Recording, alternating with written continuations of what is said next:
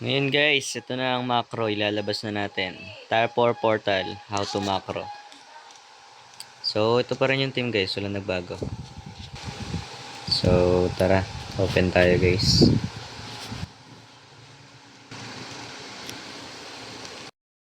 So, let's G, open macro guys.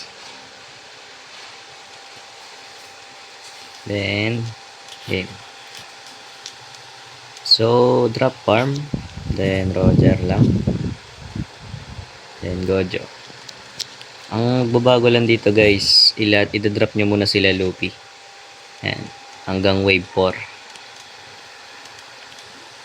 Pagka next wave.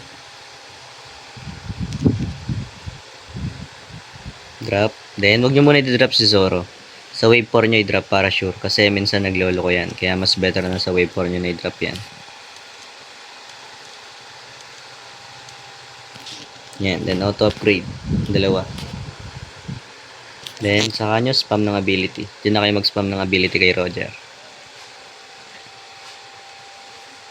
Then yan. Good to go na yan. Spam na lang tayo dyan. Then, last. Pagka wave 7 guys, auto-ups nyo na si Luffy. Hanggang wave 10 yan. Then, spam na lang ulit. Then, yeah, wave 10 na. Saka nyo gamitin yung ability sa wave 10.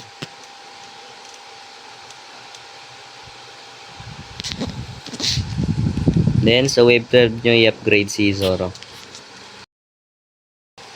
Then, guys, di pa tayo tapos dyan. Di ba max na yung Roger? Gamitin nyo pa ng 2 beses yung ability niya. So, upgrade. Strongest.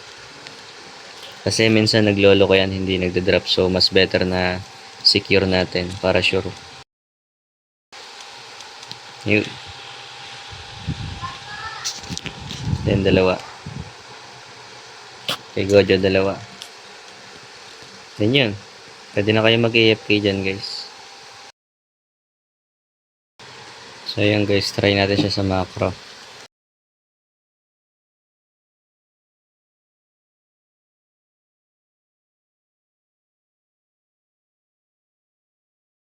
So, yun guys. Gumana na guys. Sana makatulong sa inyo.